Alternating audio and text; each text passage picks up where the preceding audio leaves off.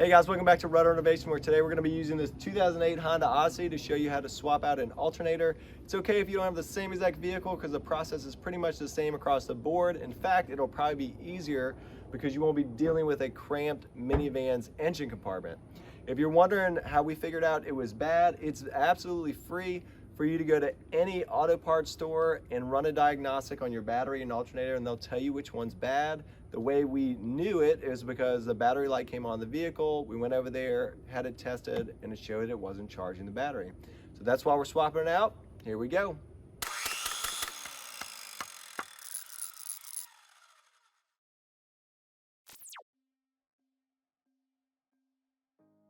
All right, to start, I used a 10mm socket to remove the battery cables from the battery before I started working on the alternator. I'm gonna remove the shroud off the top of the engine, loosen up the washer fluid container and the power steering fluid reservoir and probably the AC lines in order to get it out. I'll start by removing this cover. Release the two screws that hold on the engine cover with a flathead. All right, next we're gonna be removing a couple of the electrical lines that go into the alternator. There's one right here, and there's a push plug on this other side that we're gonna undo.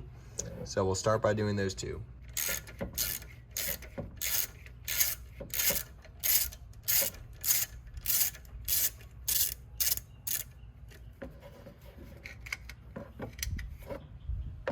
Next, we'll remove this plug from the side or back of the alternator.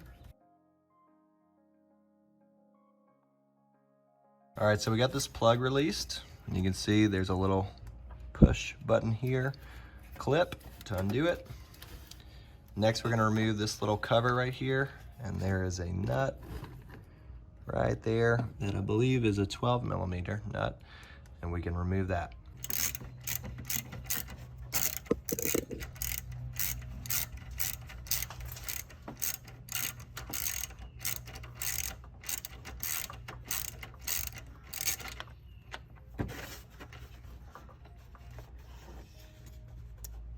All right, I'm gonna go ahead and remove or loosen up the reservoir for the power steering and my small and large AC line.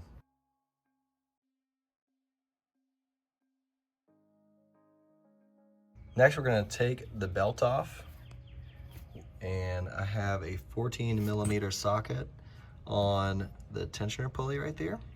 So I'm going to push it this way, and it'll loosen up this belt and we can take it off. Right underneath where we remove this electrical connection with a 10mm socket, there is a 12mm socket that holds the alternator to the engine, and it's right here. And we'll go ahead and remove this. There's a second bolt on the bottom side of the alternator that's a 14mm socket. So we'll go ahead and remove that one now, which will loosen the alternator altogether.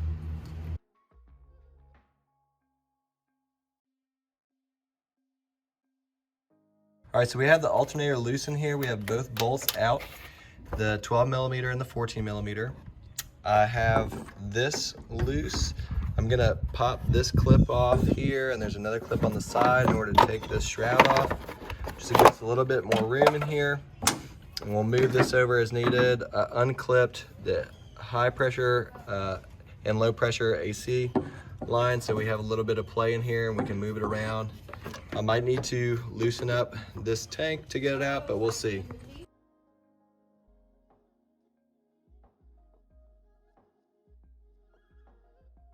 All right, here on the back side of the alternator, there's a little clip that holds a wire, and this connects to a device below the alternator. I unplugged this. It's got a little push clip on here to remove it, and then I pulled the alternator out so that I could use a flathead screwdriver or some pliers to pull this out without breaking it. So I'll go ahead and remove that now, and then we'll get the alternator the rest of the way out.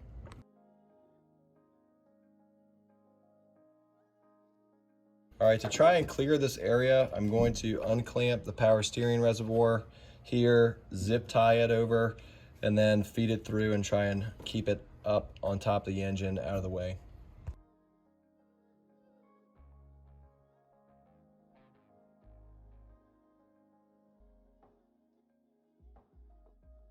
Another thing I'm going to do is take this wiring harness, and there's a little clip right here. I'm going to push back and pull up, which will allow me to move this out of the way as needed as well. Last thing I'm going to remove is this bracket right here where that 10 millimeter bolt was, and then hopefully it'll provide enough clearance to get it out.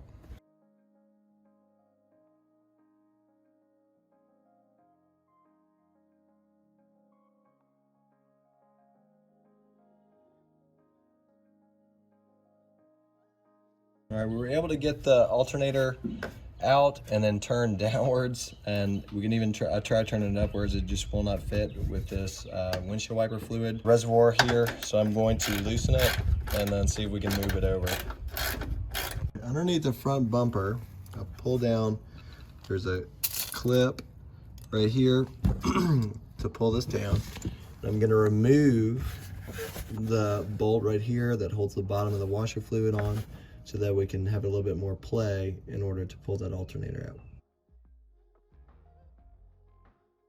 All right, so here you can see I had to open up the wheel well just a little bit more, and there's that 10 millimeter socket or bolt over there that we need to undo to get that added mobility to get that alternator out.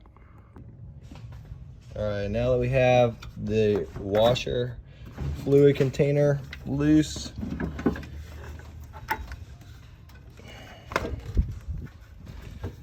we are able to get it out.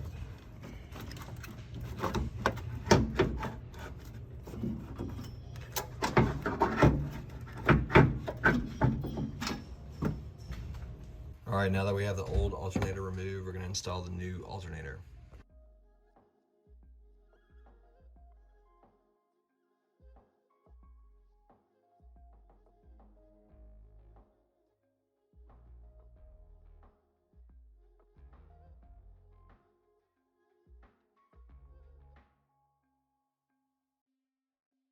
All right, so we have the alternator back in. I put the 14 millimeter bolt in on the bottom to hold it, and now I'm going to put the 12 millimeter bolt on the top to hold it.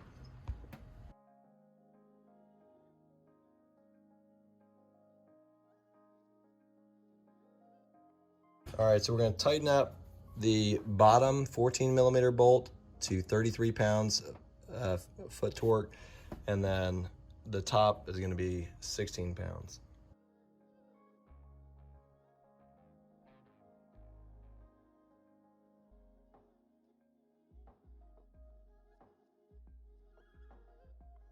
All right, now that we have the alternator back in, we had put this bracket back on here, and we put the 2 bolts holding the alternator to the bracket and the engine. And now we're gonna put the washer reservoir back and the power steering reservoir back.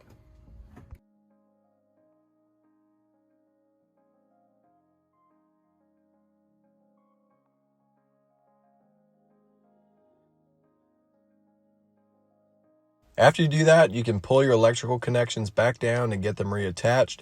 Put the plastic cover back on that was removed, and finish screwing in the bottom portions of the windshield wiper fluid reservoir. So we have our power steering fluid reservoir bolted back up or hooked back on, the washer fluid tank back together or back onto the car. We have this cover back on, and now all we have to do is put the refrigerant line back, and then we'll put the belt back on. The odds are your belt will become unrouted during the process, so you can take a short video of the route before taking it off, look it up online, or sometime there's a sticker in the engine compartment that shows you the route. I slipped a pipe over my ratchet as a cheater bar, which makes it a lot easier to put it back on. After your belt's back on, you can reattach the engine cover, and you'll be done. All right, guys, I hope that process was helpful for you. If you have any questions, you can comment below. If you liked it, like it. Please subscribe, and we'll see you next time. Peace and God bless.